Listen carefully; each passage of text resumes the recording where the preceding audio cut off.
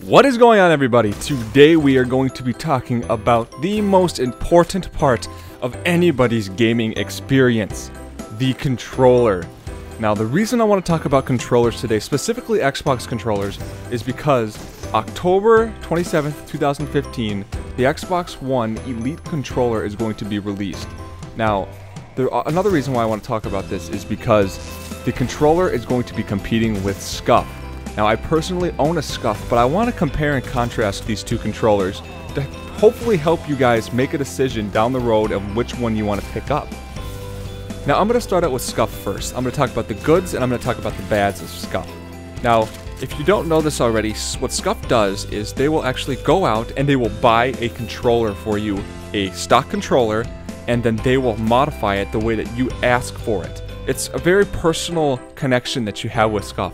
They build it for you, they stamp your name on it, they test it out, and they send it to you. Some of the custom abilities you have with Scuf are, you tell them, I want it to have 2 paddles, or I want it to have 4 paddles. You tell them, I want the paddles configured in this way.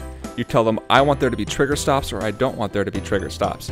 Now, what trigger stops are the things that make the trigger travel shorter so that you can actually get off single shots in first-person shooter games more quickly.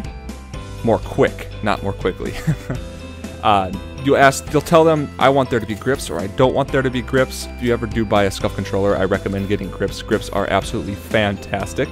You tell them the size of the thumbstick you want, if you want it a little bit longer, if you want it a little bit shorter, if you want it concaved, if you want it domed. You tell them if you want a control disc, and what the control disc is the thing that goes over the D-pad that makes it be able to more efficiently be rotated, I believe. I don't have one.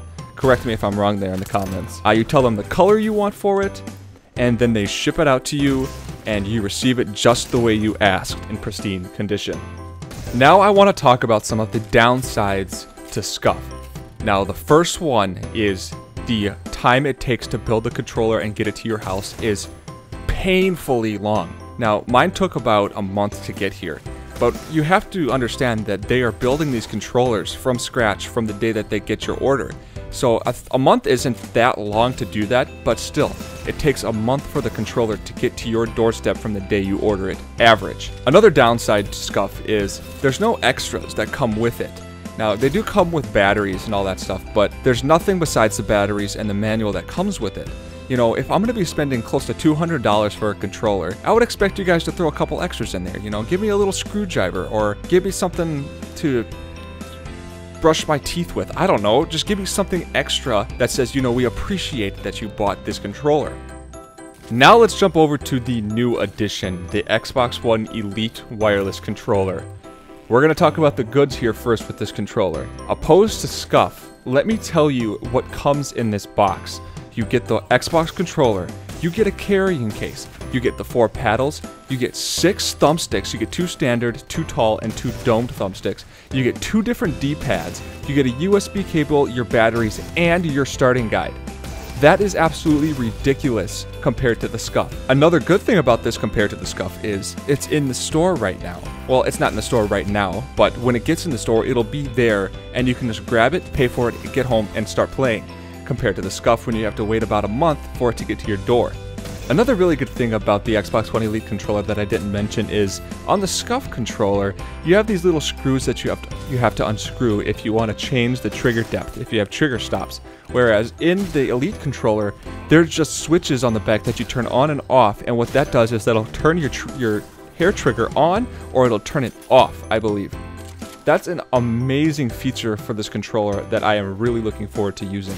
Now, honestly, without holding this controller in my hand, I really only have one complaint. That complaint is that Scuf customer service is absolutely amazing.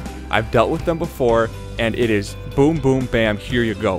Whereas I've had trouble with Xbox before, where I've had some issues with the Xbox that was Xbox fault, and it was kind of an experience where I had to jump through hoops, beat around the bush just to get to somebody to talk to. Now, I hope that they actually fix this when this controller comes out, because I think a lot of people that are going to be spending $150 for a controller, if they have issues, they're going to want to talk to somebody about this. So the only gripe I really have about it is customer support for Scuf is way better than customer support for Xbox. Now that's about all I can say about this controller without actually owning it right now. I don't want to mislead you guys or anything like that, but let me know what you guys think. Are you going to be picking up one of these controllers? Do you have a Scuf? Are you going to stick with the Scuf? I hope you all have an amazing day. See ya later.